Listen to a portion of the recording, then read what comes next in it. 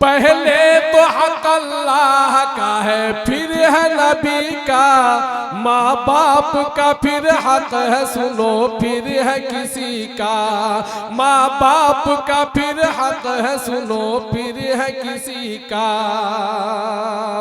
نبی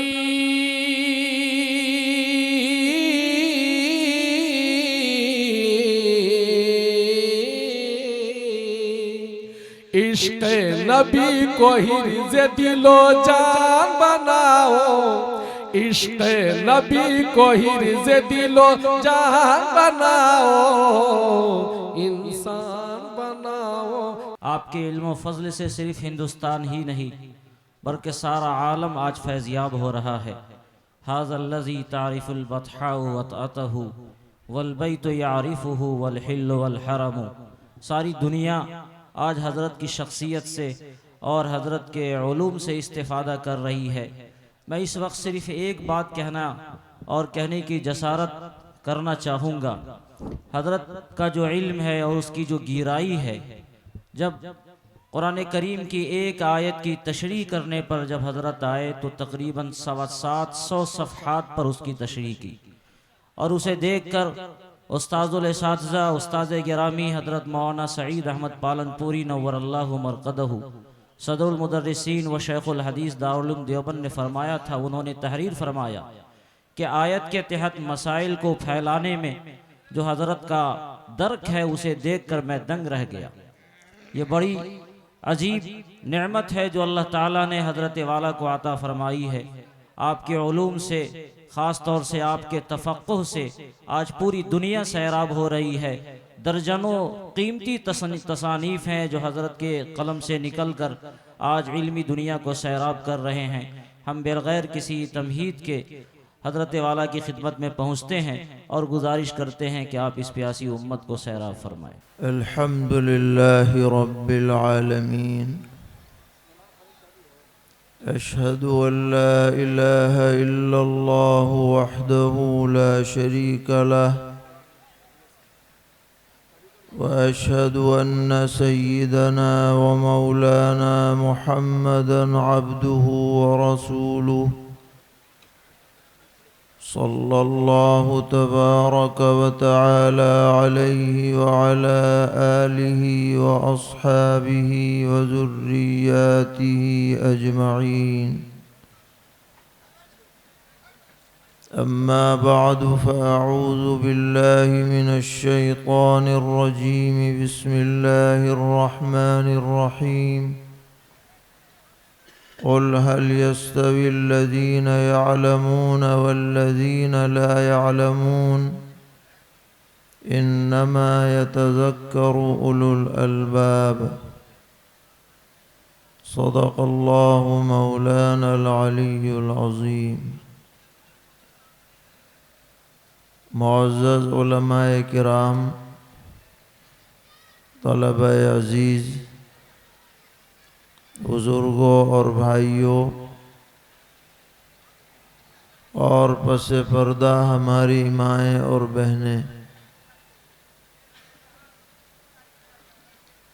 کافی دیر سے آپ اس پروگرام میں شریک ہیں اور علماء کرام کے ملفوظات سے مستفید ہو رہے ہیں۔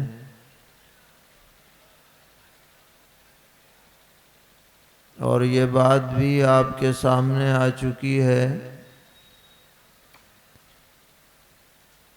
کہ اس علاقے کے بڑے صاحب خیر الحاج حسیب الرحمن صاحب زیدہ کرمہم کی توجہ اور فکر سے بتوفیق خداوندی اس علاقے میں یہ ادارہ وجود میں آیا ہے۔ ان کے جذبات، نظریات بھی آپ کے سامنے آئے۔ بلا شبہ ان کی یہ قربانی قابل قدر ہے۔ اور ہماری دلی دعا ہے کہ اللہ تعالیٰ اس مدرسے کو ان کے لیے اور ان کے خاندان کے لیے صدقہ جاریہ بنائے، رفع درجات کا سبب بنائے۔ بہت خوشی کی بات ہے کہ کافی کم عرصے میں 52 حفاظ نے تکمیل حفظ کی سعادت حاصل کی، جن کے سروں پر دستار باندھی گئی، اعزاز کیا گیا، اور یہ اعزاز اس لیے بھی ہوا کہ سننے والے اور دیکھنے والے انہیں دیکھ کر اپنے دل میں جذبہ پیدا کریں کہ آج ان بچوں کے سروں پہ دستار بندھی ہے، کل ہمارے بچوں کے سروں پہ بھی بندھے، یہ جذبہ ہمارے اندر پیدا ہو۔ کیونکہ قرآن پاک ایسی عظیم دولت ہے جس کی کوئی قیمت نہیں لگائی جا سکتی۔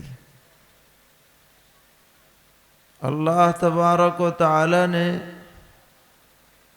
قرآن کریم کے بارے میں ارشاد فرمایا ہے ہوا خیر مما یجمعون۔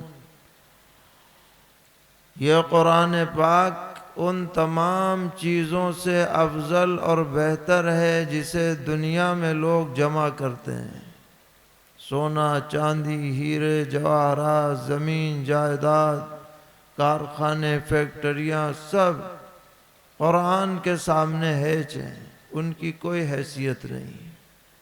قرآن ایسی نعمت ہے، ایسی عظیم دولت ہے، آپ چاہے کتنے ہی مال و دولت اکٹھا کر لیں یا دنیاوی علوم کی ڈگریاں حاصل کر لیں، اعلیٰ سے اعلیٰ جاب ملازمت آپ کو مل جائے، لیکن یہ چیزیں بے شک دنیا کی زندگی میں آپ کے لیے نفع بخش ہو سکتی ہیں، آپ کی زندگی عیش کے ساتھ گزر سکتی ہے، آسائش آ سکتی ہے، موج مستی نصیب ہو سکتی ہے، لیکن محض مال کی وجہ سے، محض دولت کی وجہ سے، محض ڈگری کی وجہ سے، محض سائنس ٹیکنالوجی کی وجہ سے قبر میں روشنی نہیں آئے گی، قبر وسیع نہیں ہوگی، میدان حشر میں عزت نہیں ملے گی، اللہ کا قرب نصیب نہیں ہوگا۔ ہاں، قرآن پاک ایسی دولت ہے، قرآن کا علم ایسی دولت ہے کہ انشاءاللہ اس قرآن کی بدولت آدمی دنیا میں بھی محتاج نہیں رہے گا، اور قبر میں بھی اللہ تعالیٰ وسعت عطا کریں گے، اور میدان حشر میں بھی عزت عطا فرمائیں گے۔ آپ نے علماء سے سنا ہوگا کہ جنت کے 100 درجات ہیں، اور ہر ایک دوسرے درجے میں زمین آسمان جیسا فاصلہ ہے، اس پر سیڑھی لگا دی جائے گی، اور حافظ قرآن سے کہا جائے گا ارقا اقرا ورتقی ورتل کما کنت ترتل فی الدنیا، پڑھتا جا، چڑھتا جا، پڑھتا جا، چڑھتا جا، جیسے اچھی طرح ٹھہر ٹھہر کر تو دنیا میں قرآن پڑھا کرتا تھا، اب بھی پڑھ، جہاں تیری قرات ختم ہوگی وہی تیری منزل ہے۔ یہ حافظ قرآن کو دولت ملے گی، وہ حافظ قرآن جو قرآن پڑھتا رہا ہوگا، قرآن پر عمل کرتا رہا ہوگا، قرآن کو اس نے زندگی میں داخل کیا ہوگا، ایمان بھی اس کا مضبوط ہوگا، اعمال بھی بہترین ہوں گے، ان کو یہ سعادت ملے گی۔ تو یہ بچے بڑے خوش نصیب ہیں، ان کے والدین اساتذہ بھی مبارکبادی کے مستحق ہیں، اور مدرسے کے ذمہ داران، منتظمین، بانیان، یہ بھی یقیناً شکریہ کے مستحق ہیں کہ ان کے زیر انتظام ان بچوں نے حفظ قرآن کی تکمیل کی۔ اللہ تعالیٰ اس نعمت کو تا دم آخر ان کے سینوں میں محفوظ رکھیں، اور جو طلبہ ابھی پڑھ رہے ہیں تکمیل نہیں ہوئی ہے، اللہ تعالیٰ بسہولت ان کو بھی تکمیل کی توفیق عطا فرمائیں۔ میرے بھائیوں، ہم سب کو چاہیے کہ ہم دنیا میں رہ کر اخروی زندگی کی تیاری کریں، فکر کریں، کیونکہ دنیا مختصر ہے، فانی ہے، محدود ہے۔ یہاں جو آیا ہے اسے جانا ضرور ہے، کوئی نہ رہا ہے نہ رہے گا، اور جب وہ جائے گا تو اپنے ساتھ کوئی کاروبار نہیں لے جائے گا، کوئی مال و دولت نہیں لے جائے گا، خالی ہاتھ آتا ہے دنیا میں، اور خالی ہاتھ ہی انسان چلا جاتا ہے۔ سرور عالم صلی اللہ تعالی علیہ وسلم نے فرمایا کہ انسان کہتا ہے، ہائے دنیا وائے دنیا، یہ میری دنیا، یہ میری دنیا۔ فرمایا دنیا تو بس 3 ہے جو تیرے کام آئے گی: ما اکل فافنا، جو کھا پی کے برابر کیا وہ تیرے کام آیا، وما لبس فابلا، اور جو پہن کے پرانا کر دیا وہ تیرے کام آیا، وما اعطاہ فاقتنا، اور وہ تیرے کام آئے گا جو تو نے اللہ کے راستے میں لوگوں کو دے دیا یا صدقہ جاریہ بنا کر رکھ دیا، وہ آخرت میں تیرے کام آئے گا۔ ورنہ تو جو کچھ بھی کمایا ہے اسے چھوڑ کر جانا پڑے گا۔ اس لیے ہم یہ پوری کوشش کریں کہ ایسا کام کر کے جائیں جو موت کے بعد ہمارے کام آئے۔ اور یہ کام کب ہوگا؟ جب کہ ہماری نیتیں درست ہوں۔ نیت بدلنے سے معاملہ بدل جاتا ہے۔ اگر اچھی نیت ہوتی ہے چھوٹا کام بھی بڑا نفع بخش بن جاتا ہے، اور اگر نیت میں خرابی ہوتی ہے تو بڑا کام بھی بے حیثیت ہو جاتا ہے۔ اللہ کے ہاں نیت کی کیا حیثیت ہے آپ اندازہ لگائیے کہ دارالعلوم دیوبند جب شروع ہوا تو نہ کوئی بلڈنگ تھی، نہ عمارت تھی، نہ کوئی باقاعدہ نظام تھا، بس ایک چھوٹی سی مسجد، اس کے صحن کے کونے میں انار کا درخت تھا، وہیں استاد بیٹھ گئے، طالب علم آ گئے، مدرسہ شروع ہو گیا۔ لیکن بانیوں کی نیت کیسی شاندار تھی، کیسی اللہ کے ہاں مقبول تھی کہ وہ چھوٹا سا مدرسہ جو ایک چھوٹے سے شہر میں چھوٹی سی مسجد میں ایک درخت کے نیچے شروع ہوا، ایک چھوٹا سا چراغ گویا کہ جلایا گیا، اس چراغ میں اخلاص کا ایسا تیل تھا کہ ایک چراغ سے لاکھوں لاکھ چراغ جل اٹھے۔ کوئی بر اعظم نہیں بچا جہاں اس کی روشنی نہ پھیلی ہو، شہر شہر، قریہ قریہ، بستی بستی قال اللہ قال الرسول کی آوازیں آنے لگ گئیں، اور وہ ایسا عظیم انقلابی اقدام ثابت ہوا کہ اس نے تاریخ کا دھارا موڑ دیا۔ یہ دارالعلوم دیوبند کی تحریک تھی جو اخلاص اور سراپا اخلاص کے ساتھ شروع ہوئی، اللہ نے اس کو ایسا قبول فرمایا کہ سارے عالم میں آج اس کا فیض جاری ہے، کیونکہ نیت صحیح تھی۔ اس تحریک سے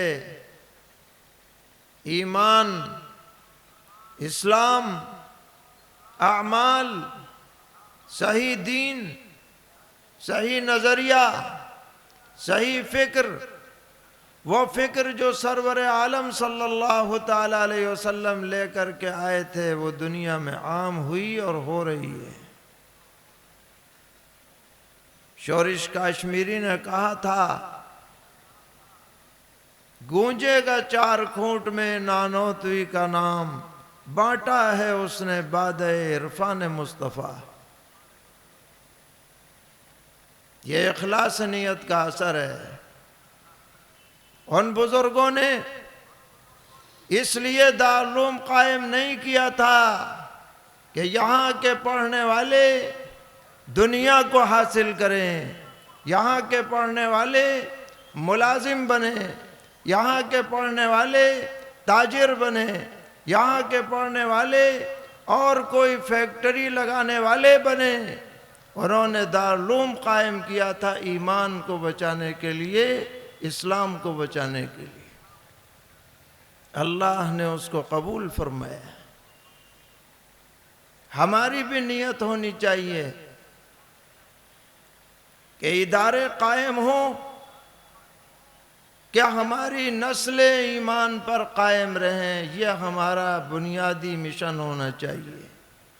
چاہے مدرسہ قائم کیا جائے یا اسکول قائم کیا جائے یا کالج بنایا جائے، لڑکوں کا بنایا جائے یا لڑکیوں کا بنایا جائے، اگر مسلمان قائم کر رہا ہے تو اس کا نظریہ صرف اور صرف ایک ہو کہ ان بچوں بچیوں کا ایمان بچے، تعلیم کے ساتھ ایمان بچے۔